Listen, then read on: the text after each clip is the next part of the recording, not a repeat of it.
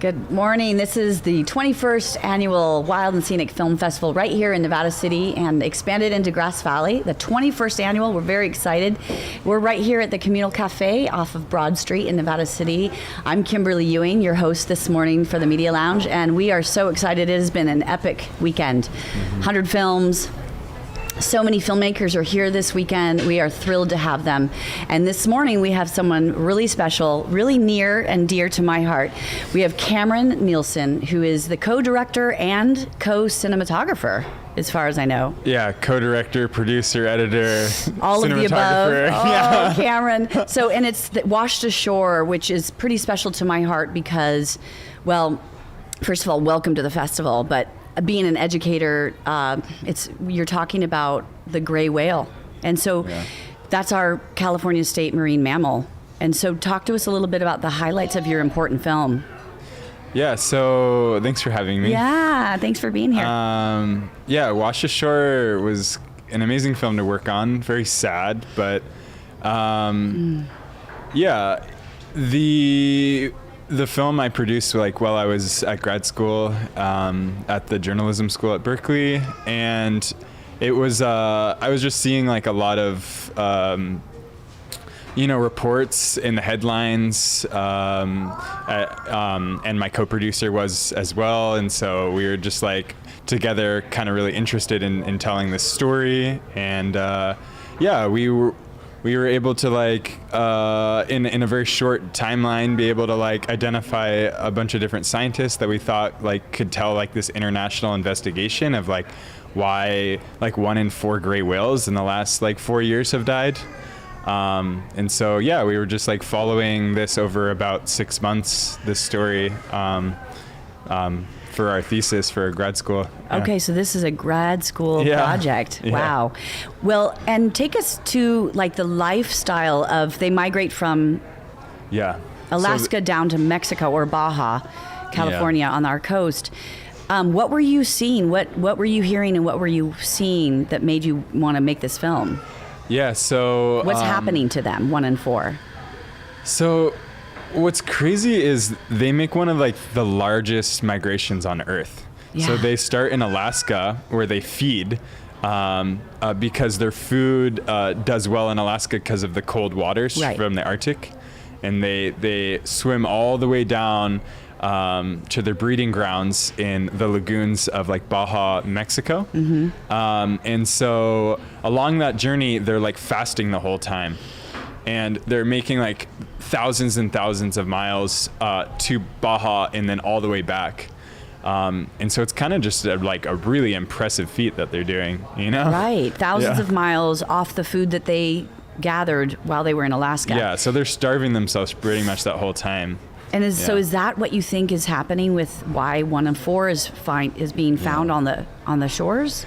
So, I mean, the investigation, it's called a UME, unknown mortality event. Okay. And basically there's a lot of different causes and it's still under investigation, but they're finding that a lot of signs are pointing towards something's happening in their feeding grounds because we're seeing a lot more skinny whales that are washing up.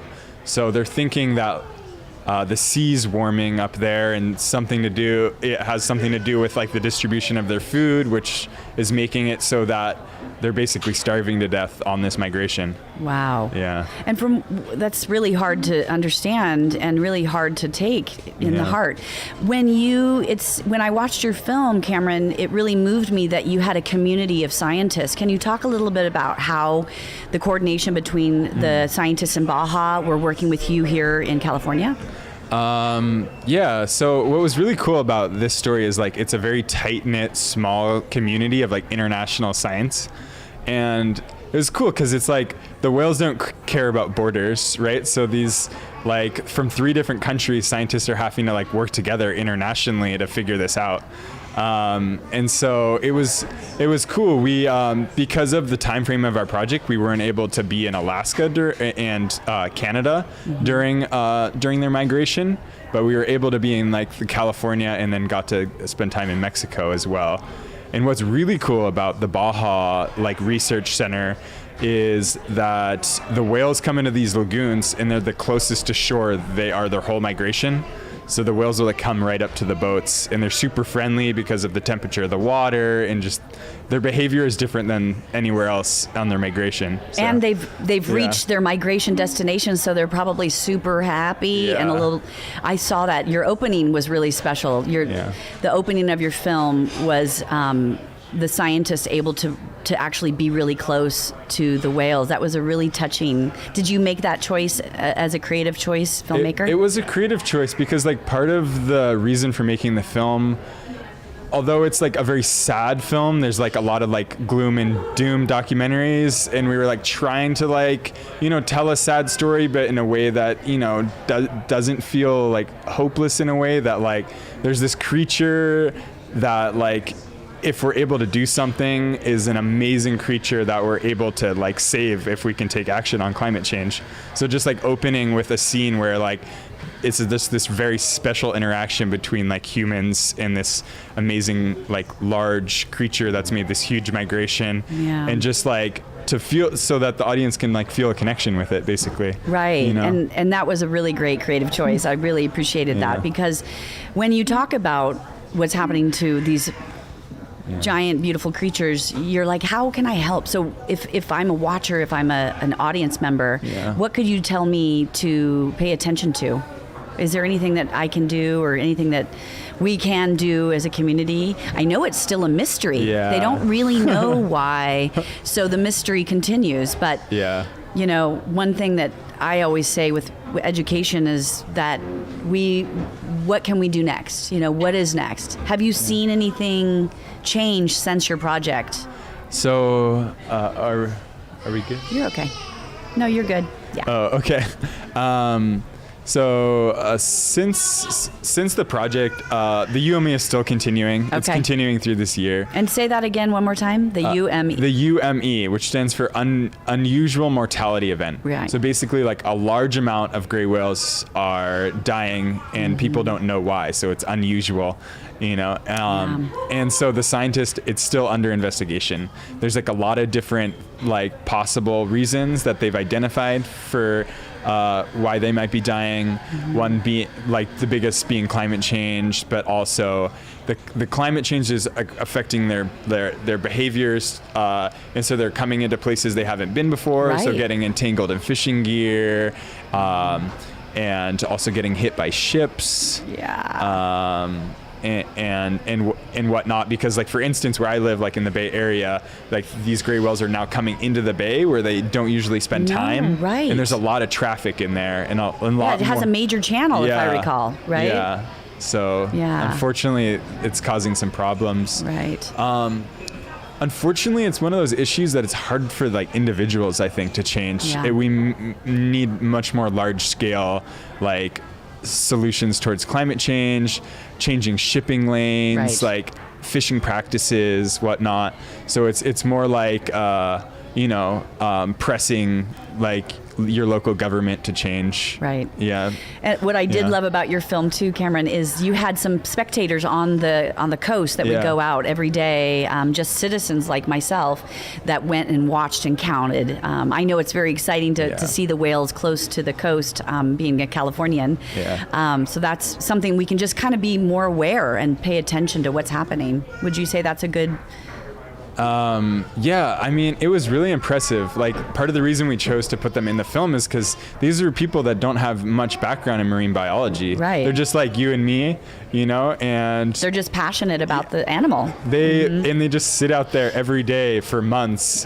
And the scientific community actually like uses their research because they're so dedicated, and frankly, there's just like not enough people to count the population, you know. So like they'll take any data they can. So like it's everybody can help. Yeah, exactly. So being the Wild and Scenic Film Festival, Cameron, was there a wild moment? Was there something that happened unexpected when you guys were doing the project? Anything that's wild that was happening, or unexpected, or?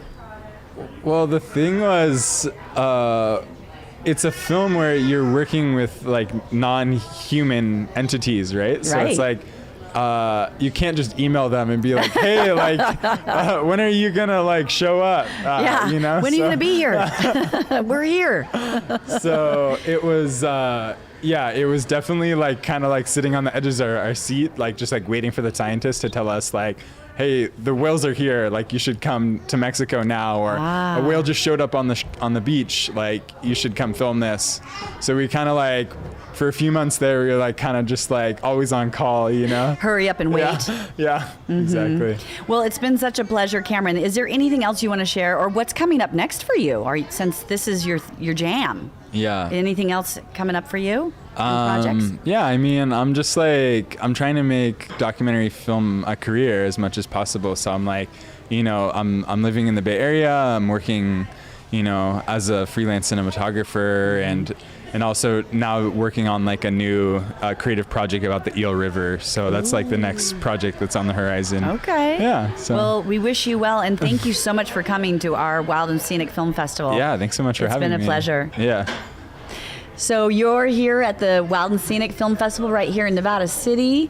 We are going to be back with some more filmmakers, and we hope you return. Thank you so much.